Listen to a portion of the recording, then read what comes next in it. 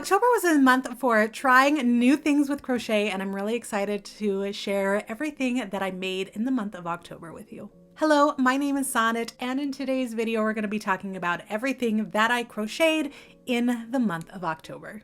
Now, if you didn't know, I actually do mostly make amigurumi, but we really strayed away from amigurumi this month, and we made a lot of things that I typically don't make. So let's go ahead and just dive right into it. All links to the patterns are listed down below, so if you are interested in any of these projects, be sure to check them out. So the first projects that I made this month was actually my 13 Nights of Poe bags that I made. I participated in the 13 Nights of Poe crochet along from Altknots and Muse 2320 earlier in the month, and I do have a video talking all about the project, but here are the bags that I made. So we have this really fun little crossbody bag here, and it is absolutely so beautiful. I love this Nevermore yarn from Muse 2320. I think it's fantastic. And we did the cross stitch on top, which I think was so fun, and it turned out so perfect. I can't wait to do more cross stitch on crochet. I think it was just absolutely perfect. I did have some issues with this one, so that's why we actually have two of them. That one was a little bag. This one I use for my Kindle and books and things like that. If you do want to know more about the process, check out that 13 Nights of Poe video. Overall, I am very happy with how both of these did turn out. The next project that I made was the Hallows Eve Hooded Cowl by Linda Dean. This was this year's Fright Club from Jimmy Bean's Wool, and oh my gosh, I love this one so much. This Great Pumpkin yarn by Knitwit, I think it was. Oh my gosh, absolutely perfect. Also, this glitter color by Malabrigio yarn. I'm obsessed with Malabrigio now because of this project. Turned out so good. I do have a video with the unboxing and the crochet of this project as well, so be sure to check that out.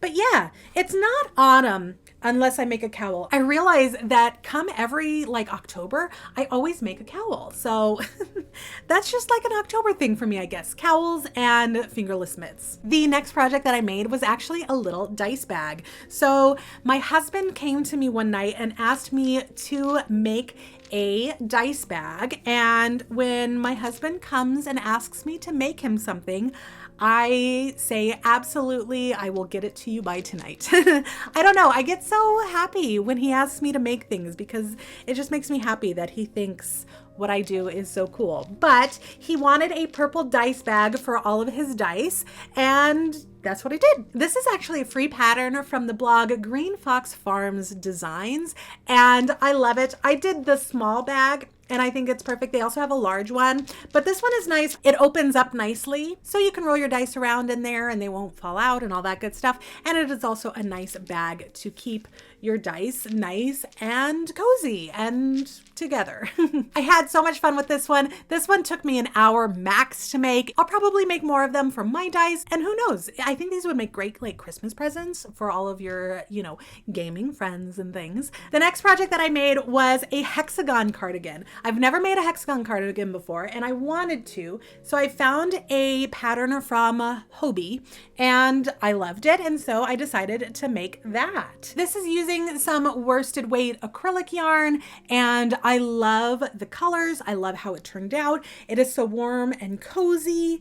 I did put some buttons on it as well. I was so happy to actually make a hexagon cardigan. I've wanted to do that for so long. I've made one other cardigan for myself, and it definitely has its problems. So it was so nice to be able to try to do a cardigan again. Yeah, I'm overall so happy. I've been wearing it all the time since I finished it. It's so cozy, and I'm going to make more, and I've already picked out the yarn that I'm going to use next. So the next project was actually one that I started way back in July, but I finally just finished it up, and that is the Witchy crop top by Bloody Mary Art. I use a velvety yarn for this one. I really like the coverage of the velvety yarn. Typically I am not just a crop top everyday type of gal. That doesn't work for me. So this is definitely a top that is only going to be worn in probably photos, or if I head to like Ren Fair or something like that, I could see me wearing this one. I've wanted to make like a bikini crop top for a while, and I finally got up the courage to do it. I figured that it was not something that I could ever wear, but I'm so glad that I decided to make this one. I thought the pattern was fantastic, and I really like Bloody Mary Art's designs, and so I do plan to make more. Overall, I'm so happy with this. I am so glad that I decided to make it, and who knows, maybe one day I'll have the courage to just up and wear it out and about somewhere. I don't know.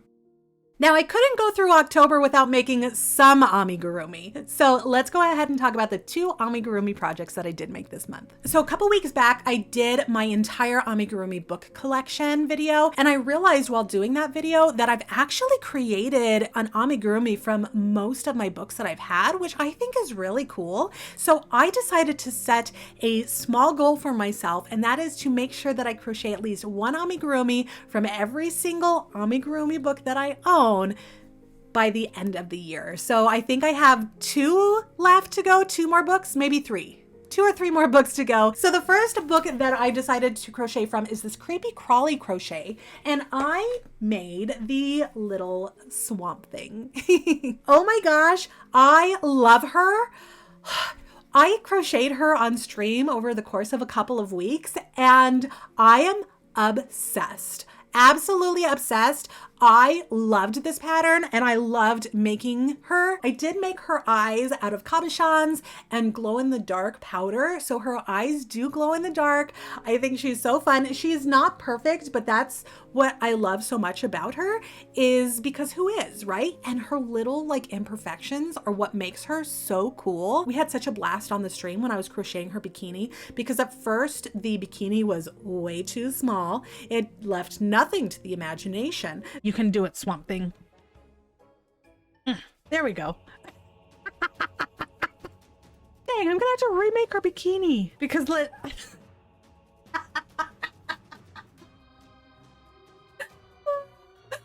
does leave little to the imagination. I'm gonna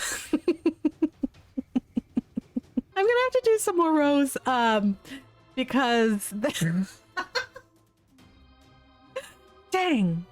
Okay, that's fine. It's okay. It worked out fine. So we did have to add a couple more rows to Swamp Thing's bikini, but she's just flaunting it. Oh my gosh, look at her. I love her. I had mentioned in that video that I felt like these patterns were going to be more intermediate, and now that I have crocheted at least Swamp Thing from the book, I firmly stand by this one. These patterns have a lot of sewing involved and a lot of techniques that I typically don't use while crocheting amigurumi. So I would say this book is definitely more for intermediate crochet amigurumi makers, as well as, you know, maybe even some advanced techniques in there.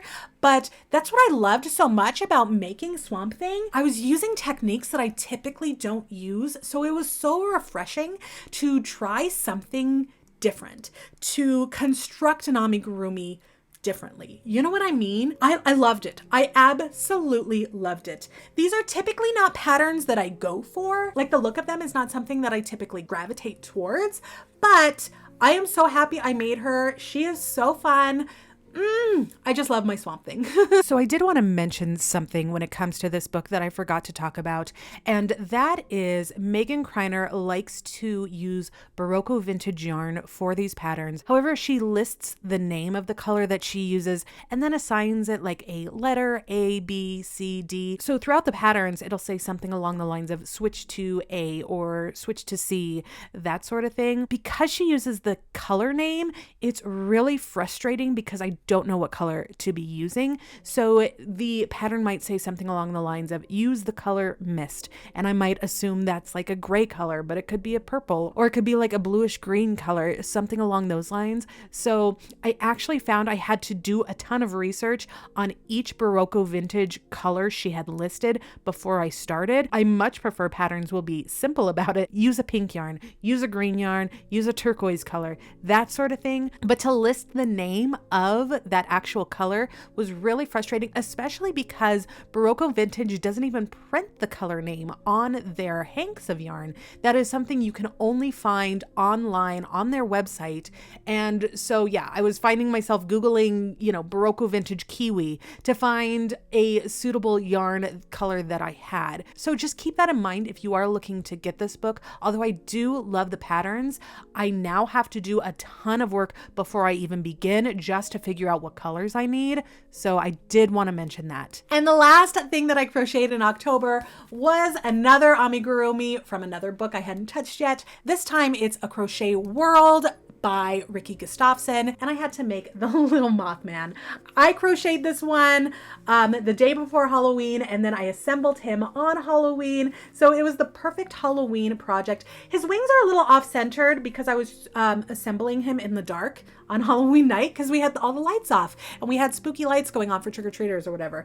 But so, he's not perfect, but that's okay. I did also make him some glittery red eyes using cabochons, and I thought it was so fun. I had said in my video that I felt like these patterns would be relatively on the more simpler side, and after making Mothman, I agree with that as well. I haven't made all of them. Obviously, I've only made one, so I'll go through a couple more before I can definitively say this is a good book for beginners, but there are some patterns in here that I feel like a beginner amigurumi maker could tackle for sure.